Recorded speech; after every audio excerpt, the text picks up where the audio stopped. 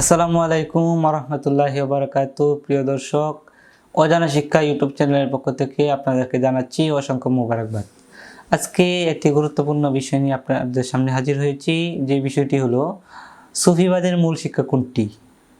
কি সেই মূল শিক্ষা? সুফিবাদের অন্যতম শিক্ষা, যেটি প্রথম এবং শেষ শিক্ষা সুফিবাদের। যারা সুফিবাদে রয়েছেন তাদের জন্য এই ভিডিওটি আশা করি অনেক কাজে দিবে। এই ভিডিওটি প্রথম থেকে শেষ পর্যন্ত দেখবেন, টেনে টেনে দেখলে কিছুই বুঝবেন না। প্রথম থেকে শেষ পর্যন্ত দেখার অনুরোধ করছি। আর ভিডিওটি শুরু করার আগে আপনাদের কাছে একটি অনুরোধ রইল, সেটি হলো এই চ্যানেলটি সাবস্ক্রাইব করে রাখবেন, যেন এরকম ভিডিও আরও বানাইতে উৎসাহিত হই, আপনাদের সামনে তুলে ধরতে আর আমি উৎসাহিত পাই। সাবস্ক্রাইব করে একটি কমেন্ট করবেন যে ভিডিওটি কেমন হয়েছে, লাইক দিয়ে শেয়ার করে দিবেন সুন্নিয়তের স্বার্থে, এই কামনা করছি। এবং আজকের এই ভিডিওটি শুরু করছি।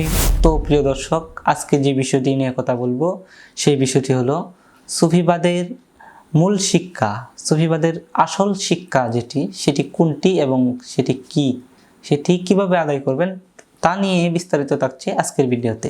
প্রিয় দর্শক, আপনারা কি জানেন মানব জীবনে বা আমাদের জীবনে সবচেয়ে বড় শত্রুকে?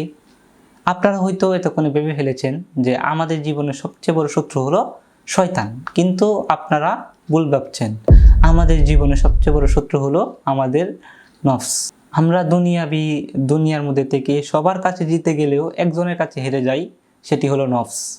নফসের সাথে আমাদের জিহাদ করতে হবে। আলী রাদিয়াল্লাহু তাআলা আনহু তিনি বলেন, তোমার সবচেয়ে বড় জিহাদ হলো তোমার নিজের নফসের বিরুদ্ধে জিহাদ। আমাদের নফসের বিরুদ্ধে জিহাদ করে আমাদের আল্লাহর নৈকট্য লাভের আশায় এগিয়ে যেতে হবে। এই ভিডিওর এই অংশে এসে আপনারা অবশ্যই বুঝে গেছেন যে সুফিবাদের অন্যতম মূল শিক্ষা হলো নফসের বিরোধিতা করা। এখন কিভাবে নফসের বিরোধিতা করবেন চলেন জেনে নিন। নফসের বিরোধিতা মানে হলো নফস যত কুপ্রবৃত্তি আছে তার বিপরীত করা, তার উল্টা করা। যেমন প্রথম ধাপ হলো নফসের বিরোধিতা করতে হলে প্রথম ধাপটি হলো রিকগনাইজ ইউর নফস, মানে আপনি নফসকে দেখেন যে নফস কি চাই, নফস কি চাইবে। নফস অশ্লীলতা, অপবিত্রতা এবং কি অলসতা, খারাপ কাজ, এগুলোই তো নফস চাইবে। এখন আপনি তার বিপরীত করেন, মানে আপনি নফসকে রিকগনাইজ করেন, আপনি নফসকে অনুভব করেন যে নফস কি চাই। নফস যে খারাপ কাজ চাইবে আপনি তার বিপরীত করেন। তাই এটা করলেই নফসের বিরোধিতা হবে। ধাপ 2, তওবা করা। মানুষ সবসময় ভুল করে কিন্তু তা স্বীকার করে না। আপনি যদি স্বীকার করলে আল্লাহর কাছে তওবা করেন, আল্লাহ তাআলা আপনার গুনাহ মাফ করে দিবেন। এটাও নফসের বিরোধিতার এক কাজ। নফস কখনো চাইবে না আপনি আল্লাহর কাছে ক্ষমা চান। ধাপ 3, যেই ধাপে আপনি নফসের বিরোধিতা করতে পারবেন সেই ধাপের মধ্যে নাম্বার 3 হলো রেগুলার জিকির, মানে হলো নিয়মিত জিকির করলে। সারা দিনে আপনি যত খারাপ কাজ করেন, নফসের পাল্লাই পরে আপনি যত খারাপ কাজ করেন, আপনার মন অশান্তিতে ভুগে, আপনার ভিতরে প্রশান্তি আসে না। সূরা রাদের 28 নম্বর আয়াতে আল্লাহ তাআলা বলেন, নিশ্চয়ই আল্লাহ তাআলা জিকিরই অন্তর প্রশান্তি করে। মানে আপনি যদি জিকির করেন তাহলে আপনার অন্তর প্রশান্তি থাকবে। এই জন্য নিয়মিত জিকির করার চেষ্টা করবে। তো 4 নম্বর যে ধাপটি সেটি হলো প্র্যাকটিস মুরাকাবা এবং মুশাহাদা। এখন মুরাকাবা এবং মুশাহাদা কিভাবে করবেন তা নিজের পীরের কাছ থেকে জেনে নেবেন।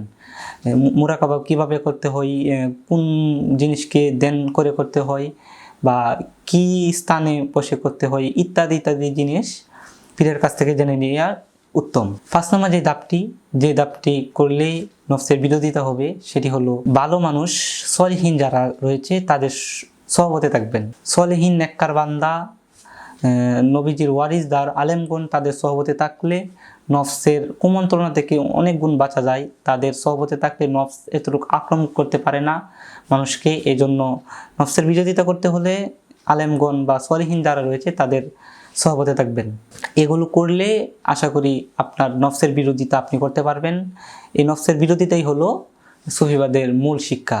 সুফিবাদের মূল শিক্ষা নফসের বিরোধিতা করা। আমি জানি না আপনাদেরকে কতটুকু বোঝাতে পেরেছি, কিন্তু বোঝানোর চেষ্টা করেছি। ভুল ত্রুটি হলে ক্ষমা দৃষ্টিতে দেখবেন। আর এই চ্যানেলটি সাবস্ক্রাইব করে রাখবেন। এরকম কিছু কথা, এরকম আধ্যাত্মিক সম্পূর্ণ কথা আপনাদের সামনে তুলে ধরার চেষ্টা করব। এই ভিডিওটি শেয়ার করে ছড়িয়ে দেবেন, মানুষের দেখে যেন এই আমল করে নফসের বিরোধিতা করতে পারে। এখন আপনি নফসের বিরোধিতা করলেন, কিন্তু আপনার জন্য আল্লাহর রহমতের দরজা চিরতরে বন্ধ হয়ে গেল। এখন আপনার তাহলে তো আর এই নফসের বিরোধিতা করে লাভ নাই।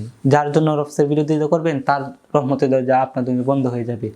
এখন আপনার জানতে হবে কি কি কাজ করলে আল্লাহ রাগান্বিত হয়ে আপনার আল্লাহর রহমতের দরজা আপনার জন্য বন্ধ করে দেন। এই বিষয়ে জানতে চাইলে আমার এই চ্যানেলে, অজানা শিক্ষা ইউটিউব চ্যানেলে একটা ভিডিও দেওয়া আছে, যে যেই কাজ করলে আল্লাহর রহমতের দরজা চিরতরে বন্ধ হয়ে যায়, সেই ভিডিওটি দেখে আসবেন। আর আপনারা সহজে যাওয়ার জন্য আমার বাম পাশে একটি ভিডিও শেষে, যদি আপনার ভিডিও শেষে চলে আসেন তাহলে বাম পাশে দেখবেন একটি ভিডিও দেওয়া আছে, যার থাম্বনেইল লেখা আছে যে এই ভুল করলে আল্লাহর রহমতের দরজা আপনার জন্য বন্ধ হয়ে যাবে। এই ভিডিওটি দেখে আসতে পারেন। আজকের ভিডিও এতটুকুই। দেখা হবে অন্য কোনো ভিডিওতে, আপনাদের সামনে অন্য কোনো বিষয় নিয়ে আপনাদের সামনে হাজির হব। সেই পর্যন্ত ভালো থাকবেন, সুস্থ থাকবেন। আল্লাহ হাফেজ। আসসালামু আলাইকুম।